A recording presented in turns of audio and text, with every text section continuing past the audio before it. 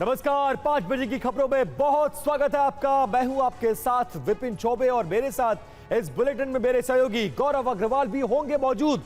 तो क्या जंग के 21वें दिन अब यह लग रहा है कि यह परमाणु युद्ध में तब्दील हो जाएगा, क्योंकि न्यूक्लियर जंग जैसे हालात और ट्रंप ने यह कह दिया है कि ईरान को भस्म करने में सिर्फ 2 सेकंड का वक्त लगेगा। क्या मिडिल ईस्ट परमाणु विध्वंस की कगार पर खड़ा है?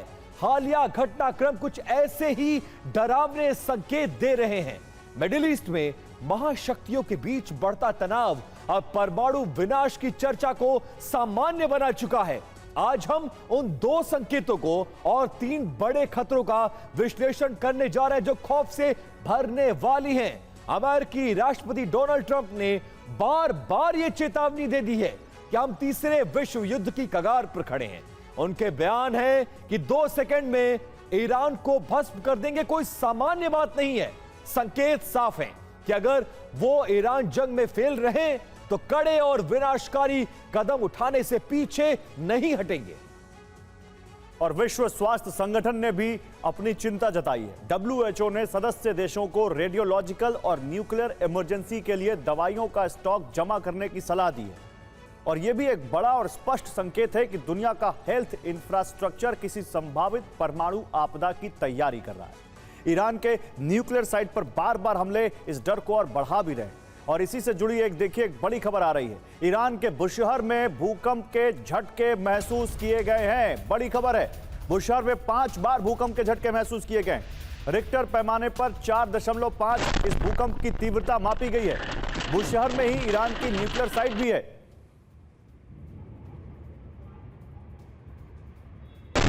तो बुशहर में भूकंप के झटके महसूस किए गए। यह वीडियो किसी और स्ट्राइक का है, लेकिन हम आपको बुशहर के बारे में बता रहे हैं। बुशहर में ईरान की न्यूक्लियर साइट है जहां पर भूकंप के झटके महसूस किए गए।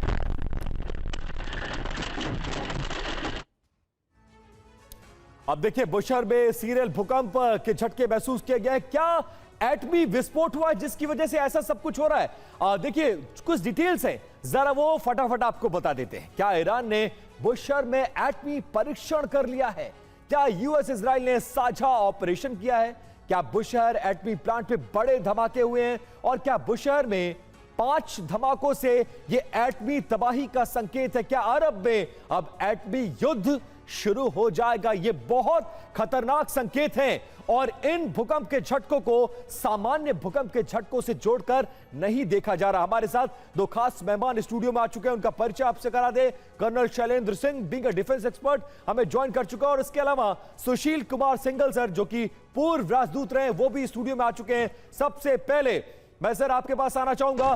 कर्नल शैलेंद्र, किस तरह से देखा जाए? 2 बातें हैं। एक तरफ डोनाल्ड ट्रंप का यह कहना कि 2 सेकंड लगेगा और ईरान खत्म, इस धमकी को कैसे देखा जाए? और बुशहर के एटमी प्लांट में ये जो धमाके हुए हैं, 5 बार भूकंप के झटके महसूस किए गए, क्या इसे सामान्य घटना माना जाए या माना जाए कि परमाणु परीक्षण जैसा कुछ? एक करेक्शन है, बुशहर के न्यूक्लियर प्लांट में धमाके नहीं है, बुशहर में धमाके हैं और वहीं पर उनकी न्यूक्लियर साइट है। एग्जैक्टली। हाँ, जय हिंद, नमस्कार। I am very happy Gaurav corrected it, because मुझे थोड़ा वरी होने लगी थी। बट ज़्यादा बड़ी बात यह है कि ट्रंप क्या कह रहे हैं और बिल्कुल निष्पक्ष होकर बात करेंगे। 2 सेकंड में क्या क्या हो सकता है अगर बात को पकड़ना है। ट्रंप झूठ बोल रहे हैं, मैं आपको सीधे बोल रहा हूँ। क्यों? क्योंकि ये लड़ाई उन्होंने स्टार्ट करी थी कि खमेनी को हटाना है, खमेनी हट गए। उसके बाद उन्होंने बोला रिजाइम चेंज करना है, रिजाइम चेंज हुआ नहीं। उसके बाद उन्होंने कह दिया न्यूक्लियर नहीं होना चाहिए।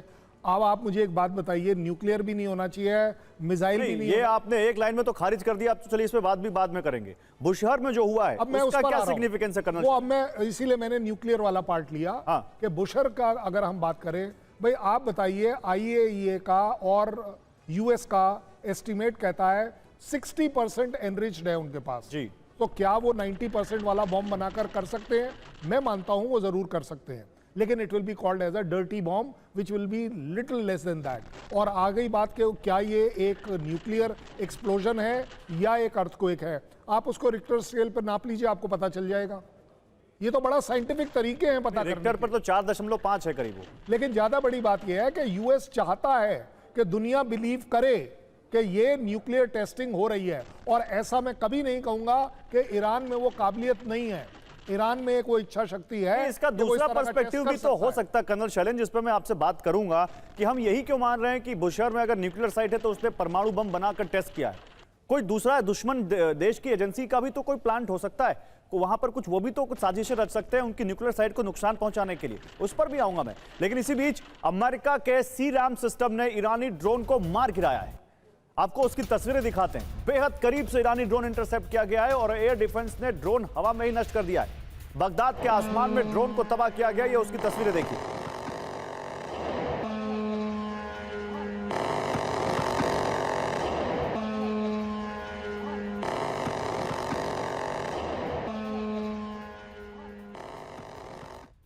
और एक और बड़ी खबर, बेरूत में तबाही के बीच हैरत अंगेज तस्वीरें सामने आई हैं। मलबे पर बैठकर कलाकार ने गिटार बजाया है। ये देखिए, संगीत से दर्द और जज्बात को बयान किया है। लेबनान के बेरूत में इजराइल के लगातार हमले जारी हैं। ये देखिए, ये एक बड़ा संदेश छिपा हुआ है इसमें। जब पूरी दुनिया युद्ध के मुहाने पर खड़े हैं, तीसरे विश्व युद्ध की आहट, 3 देशों में लगातार युद्ध चल रहा है। इजराइल ने 3 जगहों पर वार फ्रंट खोले हुए हैं। ऐसे में ये तस्वीरें बहुत गहरे संदेश और मायने इसके। और आईआरजीसी के एयरफोर्स कमांडर के मारे जाने का दावा किया गया है। इस्फहान में एयर स्ट्राइक में मारे गए हैं आईआरजीसी के एयरफोर्स कमांडर। अभी कुछ देर पहले हमने आपको बताया था कि वहां पर एक बड़े अधिकारी की मौत हुई है, जिसका इजराइल ने दावा किया। अब देखिए, जनरल मेहंदी घोरिसी को मारने का दावा किया गया है। ये आईआरजीसी के बड़े अधिकारी एयरफोर्स कमांडर कुछ देर जनरल मेहंदी घोरिसी हैं, इनको मारने का दावा किया आया। इससे पहले आईआरजीसी के ब्रिगेडियर जनरल और जो कि प्रवक्ता भी थे आईआरजीसी के, उनको भी मारा इजराइल ने, और जैसा कि ईरान की तरफ से पुष्टि हुई। अब देखिए, ईरान जो इजराइल पर और अमेरिका के ठिकानों पर हमले कर रहा है, उसका बाकायदा वीडियो जारी कर रहा है। ईरान ने जारी किया हमले का वीडियो, बैलिस्टिक मिसाइल से हमले का वीडियो जारी किया गया है। यूएस इजराइल के ठिकानों पर किस तरह की भीषण बमबारी कर रहा है ईरान, जरा उसका प्रमाण भी देख लीजिए। बैलिस्टिक मिसाइलों का प्रवेश हो चुका है। 21वें दिन में यह जंग पहुंच चुकी है। दोनों तरफ से ताकत का प्रदर्शन, लेकिन कोई भी झुकने को तैयार नहीं और इस युद्ध का पूरी दुनिया पर असर पड़ रहा है। और ईरान को ट्रंप की बड़ी धमकी, 2 सेकंड में ईरान को खत्म कर देंगे, ये ट्रंप कह रहे हैं। हमारी सैन्य शक्ति किसी की भी कल्पना से परे है। हालांकि 21 दिन में तो सैन्य शक्ति को बहुत चैलेंज किया है ईरान ने, और इसीलिए लोग पूछ रहे हैं कि ईरान और अमेरिका का जहां कोई कंपैरिजन नहीं था सैन्य शक्ति में, क्या अमेरिका के पास कोई प्लान नहीं था या अमेरिका की कोई मजबूरी है? क्योंकि ट्रंप की बातों में और अमेरिका के एक्शन में बहुत अंतर नजर आ रहा है। आपने सुना कैसे ट्रंप 2 सेकंड में ईरान को खत्म करने की धमकी दे रहे हैं। आप ट्रंप का दूसरा बयान सुनिए, जो जापान की पीएम के साथ साझा प्रेस कॉन्फ्रेंस के दौरान उन्होंने दिया था। इस दौरान वैसे तो वो अपने जापान की पीएम के सामने उनका मजाक उड़ा रहे हैं, लेकिन उन्होंने इस दौरान पर्ल हार्बर का भी जिक्र किया है। और देखिए, ईरान पर सरप्राइज देंगे क्या ट्रंप? ट्रंप ने कहा मतलब 2 सेकंड में ईरान खत्म कर देंगे। मतलब है कि परमाणु हमले की क्या धमकी दे रहे हैं ट्रंप? यह बड़ा सवाल है। इसके अलावा विपिन देखिए, ट्रंप ने यह भी कहा कि हमारे पास शक्तिशाली हथियार है। तो क्या अपने एटमी वेपन के भंडार की तरफ इशारा कर रहे हैं क्या ट्रंप? जी हाँ, बिल्कुल। और ट्रंप ने कहा कि मतलब हम बहुत विवेक से फैसले ले रहे हैं। ट्रंप कुछ बड़ा फैसला लेने वाले हैं। ट्रंप ने कहा कि मतलब ईरान पर हमला एक सरप्राइज था, अब क्या एटमी हमले का भी सरप्राइज देंगे ट्रंप? ये सबसे बड़ा सवाल है गौरव। बिल्कुल। और इसीलिए एम्बेसडर सिंघल, क्या आपको लगता है कि ट्रंप अब यहां पर मनोवैज्ञानिक दबाव बनाने की कोशिश कर रहे हैं? क्या वो ईरान को यह मैसेज देने की कोशिश कर रहे हैं कि देखो हमें मत उकसाओ वरना हम एटम बॉम्ब भी चला सकते हैं, और हमने ये कर रखा है? वेल, यू नो गौरव, बात यह है कि प्रेसिडेंट ट्रंप जितने हाइपरबोल से बात करते हैं वो सबके बारे में हमको मालूम है, आप भी अभी बता रहे हैं। तो प्रेसिडेंट ट्रंप क्या है कि वो चाहते भी हैं कि हम जीत जाएं, लेकिन उसकी जो प्राइस है वो उसको पे नहीं करना चाहते। जहाँ तक ये एटॉमिक बम की धमकी का सवाल है, मेरे ख्याल से वो इस लाइन पे मेरे ख्याल से वो नहीं सोच रहे हैं, और वो केवल अपनी वो धमकी दे रहे हैं कि हमारे पास बहुत तरह के हथियार हैं। तो वो मेरे ख्याल से जो उनकी जो इशारा है वो एटॉमिक बम की तरफ नहीं है सर। लेकिन मैं आपको इसमें एक ध्यान आपका ट्रंप के उस बयान की तरफ भी लेकर जाऊंगा जो जापान की पीएम के सामने उन्होंने दिया। पर्ल हार्बर 1941 में जब जापान ने पर्ल हार्बर पर अटैक किया, उसके बाद द्वितीय विश्व युद्ध के बाद अमेरिका ने जापान पर 2 परमाणु बम गिराए और ये 2 सेकंड की धमकी भी दे रहे हैं। तो ट्रंप क्या मैसेजिंग कर रहे हैं क्या कुछ?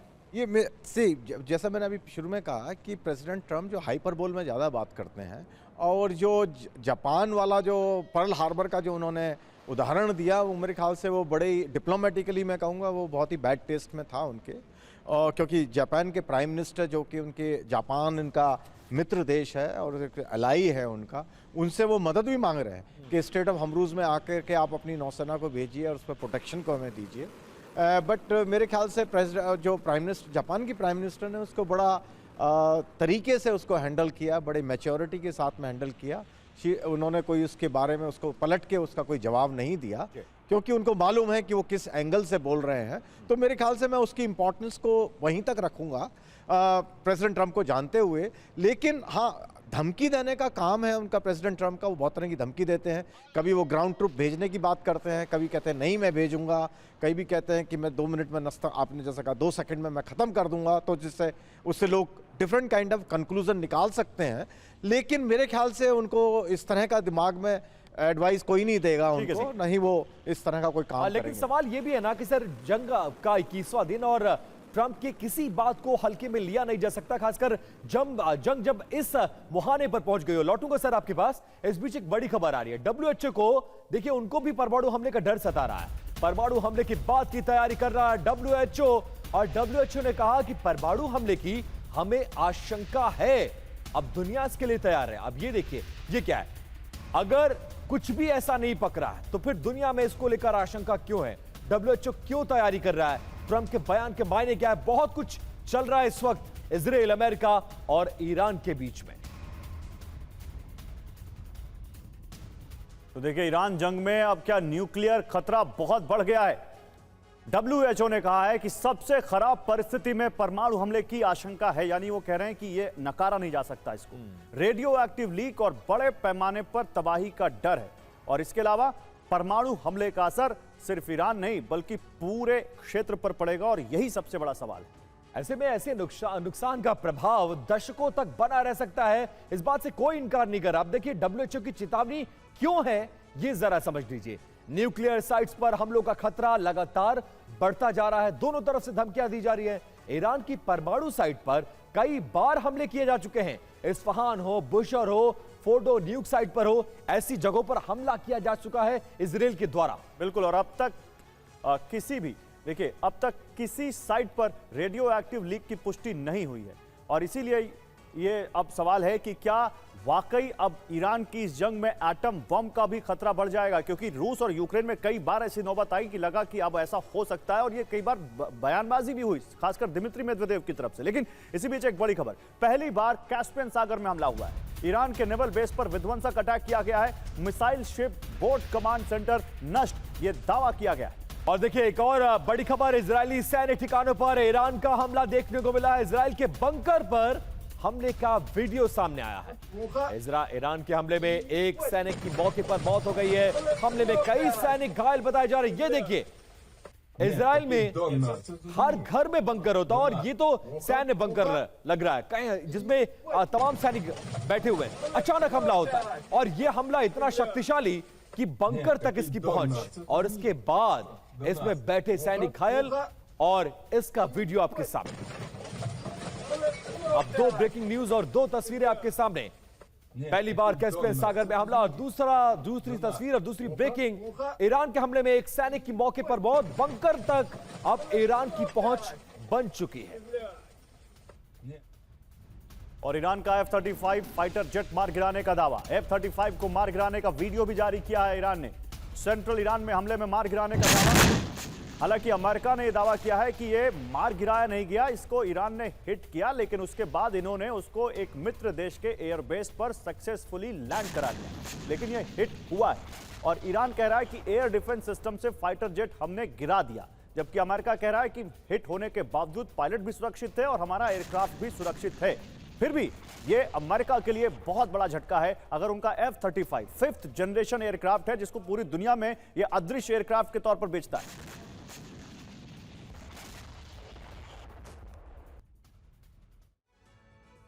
अब देखिए ईरान कह रहा है कि उसने अमेरिकी स्टेल्थ फाइटर F-35 को निशाना बनाया, हमले के बाद जेट के गिरने का दावा, और अब एक और वीडियो भी जारी किया गया है। यह सिर्फ एक जेट नहीं, अमेरिका की सबसे एडवांस टेक्नोलॉजी पर एक बड़ी चोट माना जा रहा है। एक तरीके से यह अमेरिका की शान पर वार है। आप दूसरी तस्वीर भी देख सकते हैं जिसमें F-35 फाइटर जेट तबाह हालत में जमीन पर पड़ा हुआ है। हालांकि इस वीडियो की हम पुष्टि नहीं करते, लेकिन दावा यही है कि जब हमले में ईरान ने अमेरिका का फाइटर जेट बाहर गिराया तो उसके बाद वो जेट ईरान की धरती पर आकर गिरा। अमेरिका कह रहा है कि जेट ने इमरजेंसी लैंडिंग की है। दो तस्वीरें, दो दावे आपके सामने। और F-35 फाइटर जेट को मार गिराना ईरान के लिए कितनी बड़ी सफलता है ये आप समझिए, क्योंकि ईरान अपनी मिसाइलों से उसको हिट कर रहा है। यह अमेरिका के लिए कितना बड़ा झटका है यह भी आप समझिए। यहां पर आप देखिए F-35 जो कि दुनिया में अमेरिका की शान माना जाता है, सबसे एडवांस स्टेल्थ फाइटर है, रडार से लगभग अदृश्य माना जाता है। उसके बावजूद ये देखिए कैसे ये F-35 हिट किया ईरान ने। और इसके अलावा नेक्स्ट चेंज कीजिए, यहां पे अमेरिका की ताकत का बड़ा आधार है, एयर डोमिनेंस में अमेरिका को बहुत ताकत देता है। F-35 के ढेर होने के बाद दूसरे जो दुश्मन हैं वो भी अब चुनौती देंगे, ये आप समझ सकते हैं। F-35 के सेंसर सॉफ्टवेयर अब ईरान के हाथ लगने का भी डर है। अब क्या जंग में यूएस को भारी नुकसान हुआ है? कितने फाइटर जेट गिर चुके हैं, क्या नुकसान हुआ है? देखिए, इस जंग में अमेरिका को बड़ा आर्थिक और सैन्य नुकसान झेलना पड़ा है। रिपोर्ट्स के मुताबिक अब तक 10 से 12 MQ-9 रीपर ड्रोन तबाह किए जा चुके हैं, जो अमेरिकी निगरानी और स्ट्राइक क्षमता का अहम हिस्सा माने जाते हैं। इसके अलावा F-35 जैसे एडवांस स्टेल्थ फाइटर जेट को निशाना बनाने की तस्वीर आपने देखी। 3 F-15 फाइटर जेट भी मार गिराए जाने की बात कही जा रही है। इतना ही नहीं, एक KC-135 रिफ्यूलिंग विमान के नष्ट होने की खबर ने अमेरिकी ऑपरेशन पर बड़ा असर डाला है। कुल मिलाकर यह नुकसान सिर्फ सैन्य ही नहीं बल्कि आर्थिक तौर पर भी अमेरिका के लिए भारी झटका माना जा रहा है। अब विपिन, जी बिल्कुल, देखिए एक बड़ी खबर आ रही है। अमेरिका के ईरान पर जवाबी हमले लगातार जारी हैं। ईरान के मिसाइल, मोबाइल लॉन्चर इस हमले में नष्ट हो गए हैं। अब ये देखिए, लगातार अमेरिका और इजराइल मिलकर ईरान पर हमला कर रहे हैं, और उसी तरह के नए हमलों से जुड़ी हुई ये तस्वीर देखिए। ईरान के मिसाइल और मोबाइल लॉन्चर सिग्नल्स को नष्ट किया गया है यहां से इस तरह के हमलों के जरिए। और ईरान के हमलों से दहला है इजराइल। तेल अवीव पर ईरान ने मिसाइल हमला किया। तेल अवीव में इमारतों को निशाना बनाया।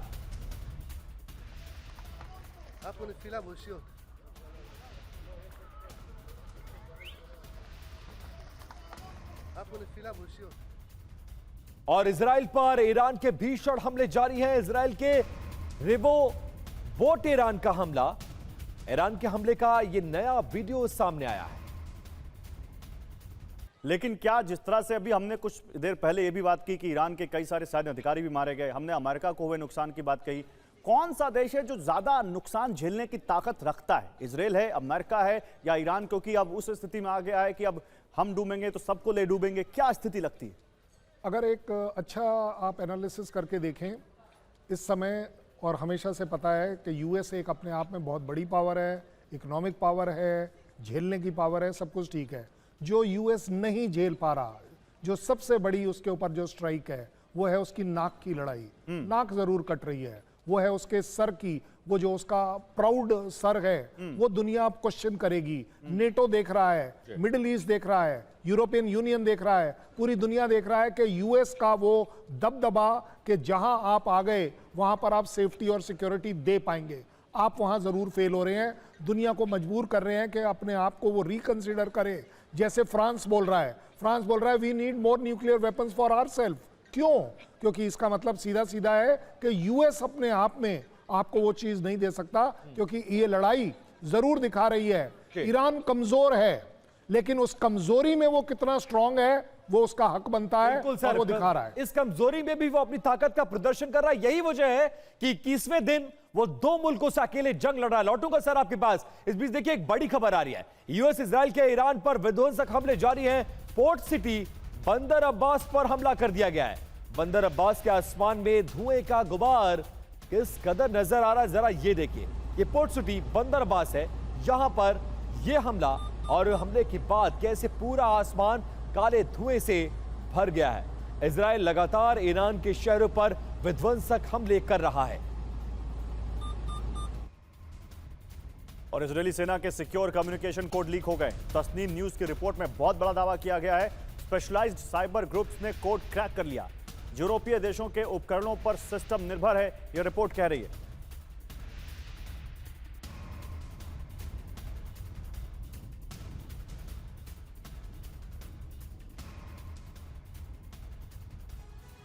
अब देखिए कुछ सवाल खड़े हो रहे हैं। क्या ईरान के कंट्रोल में इजराइल की सेना आ गई है? इजरायली सेना के सिक्योर कम्युनिकेशन कोड्स के लीक होने का दावा किया जा रहा है। ईरान की पहुंच का अंदाजा इससे लगाइए। ईरानी समूह ने इन कम्युनिकेशन कोड्स को क्रैक कर दिया। गौरव, इस तरह की खबरें। हालांकि यह दावा है, हैकिंग से पहले हार्डवेयर और कंपनियों की जानकारी जुटाई गई। इजरायली सेना का सिस्टम यूरोपीय हार्डवेयर पर निर्भर बताया गया। इटली, जर्मनी, ऑस्ट्रिया और फ्रांस के उपकरणों का इस्तेमाल हो रहा है, यह कहा गया। और यह कहा गया कि इंटरनल बातचीत एनक्रिप्टेड इंटरनेट फोन नेटवर्क से होती है। जी बिल्कुल। और देखिए कमांड और कंट्रोल सिस्टम इसी कम्युनिकेशन नेटवर्क से चलता है और इंफ्रास्ट्रक्चर लीक होने के बाद भी कोड्स एक्सपोज हो गए। हालांकि साइबर एक्सपर्ट्स तक संवेदनशील बातचीत पहुंचने का इससे खतरा बढ़ जाता है। और command and control system battlefield का सबसे अहम हिस्सा है। डिटेल लीक से ऑपरेशन मूवमेंट और रणनीति पर खतरा ज्यादा होता है। तस्नीम न्यूज के हवाले से जानकारी आ रही है, उधर ईरान जंग में अमेरिका में फंड की कमी हो गई है। देखिए ये बड़ी खबर आ रही है, ट्रंप ने $200 बिलियन की फंडिंग मांगी है। आपने देखा होगा जब कल प्रेस कॉन्फ्रेंस की थी अमेरिका के युद्ध मंत्री पीट हेग्सेथ ने, तो वो कह रहे हैं कि ये वॉर अभी लंबी चलेगी और हमें $200 बिलियन चाहिए, लेकिन उसके बाद अतिरिक्त फंड मांगने का विरोध हो रहा है।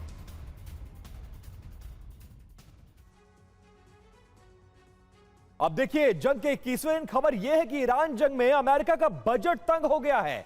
200 बिलियन फंडिंग का प्रस्ताव रखा है डोनाल्ड ट्रंप ने। अमेरिकी कांग्रेस ने इसका कड़ा विरोध किया हुआ है।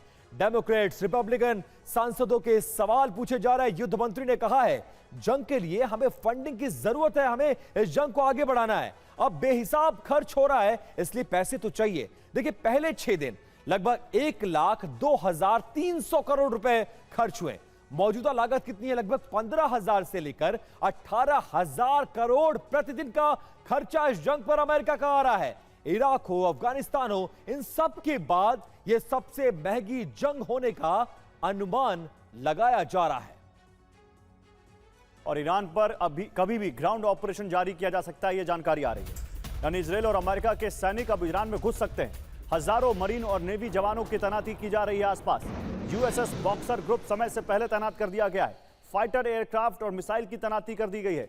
यानी अमेरिका की तरफ से तैनाती बढ़ाई जा रही है और यह कहा जा रहा है कि हो सकता है कि ग्राउंड ऑपरेशन शुरू हो। हालांकि ट्रंप ने अभी कल की ब्रीफिंग में कहा कि नहीं, हम ऐसा अभी फिलहाल नहीं करने वाले, लेकिन नेतन्याहू कह रहे हैं कि हवाई हमलों से कुछ हासिल नहीं होगा, असली लक्ष्य हमको जमीन से ही मिलेंगे। अब देखिए ईरान पर जल्द बहुत बड़ा हमला हो सकता है, इस बात का अंदाजा लगाया जा रहा है। क्यों और कैसे, जरा उसको डिकोड करते हैं। देखिए यूएसएस बॉक्सर स्ट्राइक ग्रुप को तय समय से पहले डिप्लॉय कर दिया गया, इसलिए अंदाजा लगाया जा रहा है समंदर से सीधे जमीनी हमला कर सकता है यूएसएस बॉक्सर स्ट्राइक ग्रुप। और दुश्मन के इलाके में सीधे सैनिक उतार सकता है गौरव यूएसएस बॉक्सर ग्रुप। और यूएसएस बॉक्सर युद्धपोत पर तैनात रहते हैं F-35B जैसे स्टेल्थ जेट। 11वीं मरीन एक्सपेडिशनरी यूनिट भी इस मिशन में शामिल हुई। कुल मिलाकर करीब 4,000 सैन्य कर्मियों की तैनाती की जा रही है। और इसीलिए बात ये सामने आ रही है कि यूएसएस बॉक्सर या दूसरे जो सैनिक आ रहे हैं विभिन्न, क्या होगा इनसे। एम्बेसडर सुशील, मैं यही जानना चाह रहा हूं कि 21 दिन, इतना खर्चा, इतनी तैयारी, उसके बावजूद किसी निष्कर्ष पर नहीं पहुंचा जा रहा और अब यह कहा जा रहा है कि यूएसएस बॉक्सर स्ट्राइक ग्रुप को तय समय से पहले डिप्लॉय करना, क्या यह माना जाए कि अब जमीन पर यह जंग होगी और मजबूती से हमला होगा? जब तक ईरान घुटनों पर आने का ऐलान नहीं कर देता तब तक अमेरिका तो खामोश होने वाला नहीं है। देखिए आप बिल्कुल सही कह रहे हैं कि प्रेसिडेंट ट्रंप की यहाँ ये प्रेस्टीज का इशू हो गया है जैसा कि अभी आपने इनके यूएस को जो नुकसान हुआ है इक्विपमेंट का, उसकी जो लिस्ट आपने बताई, उससे जो रिलायबिलिटी है अमेरिकन इक्विपमेंट की, उस पर एक शक पैदा हो गया है, क्योंकि ईरान, जब सबको मालूम है कि टेक्नोलॉजी उनकी बहुत कमज़ोर है उनके मुकाबले, उसके बावजूद अगर उन इतने टेक्नोलॉजिकल सुपीरियर पावर को वो नुकसान पहुंचा सकते हैं, जैसा कि आप F-35 के बारे में बता रहे हैं। अब प्रेसिडेंट ट्रंप को क्या है कि उनको एक डिसाइसिव विक्ट्री चाहिए, ताकि वो कह सके कि मैं जीत के ईरान को घुटनों पे मैं ले आया हूं। लेकिन अभी तक उनको वो मौका नहीं मिल पा रहा है, इसलिए वो कभी कुछ बोल रहे हैं, कभी कुछ बोल रहे हैं। ट्रंप को जीत चाहिए या सम्मानजनक निकासी वो खोज रहे हैं कि किसी तरह से बाहर निकल जाएं? वो उसी को जीत बोलेंगे जहां की जिसको, जब वो एक्चुअली, तो आप बिल्कुल सही कह रहे हैं, सम्मानजनक निकासी चाहिए, लेकिन उसको जीत बोलेंगे वो, जैसा कि वो बोलते आ रहे हैं। तो उस तरह का वो कोई मौका ढूंढ रहे हैं कि कहीं वो कह सकें, और इसलिए बार बार कह रहे हैं मैंने ऑब्जेक्टिव अचीव कर लिए हैं, लेकिन फिर मैं अटैक करूंगा।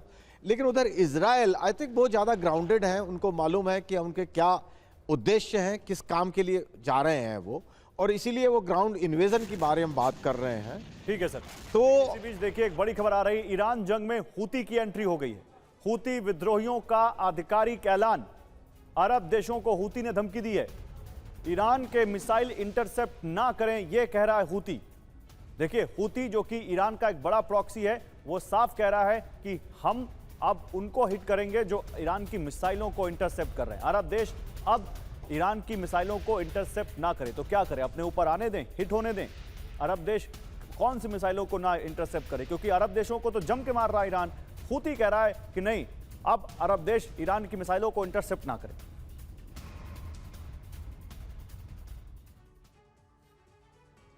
एक और बड़ी खबर, हूती विद्रोहियों की यूएस को चेतावनी, हमले किए तो जहाज हम टारगेट करेंगे आपका। अमेरिकी जहाजों को निशाना बनाएगा हूती, इस तरह की धमकी। लाल सागर में हम अमेरिकी जहाजों को टारगेट करेंगे, यह धमकी दे रहा है। अब देखिए, अरब के देशों को धमकी, अमेरिका को धमकी, हूती की एंट्री हो चुकी है इस जंग में।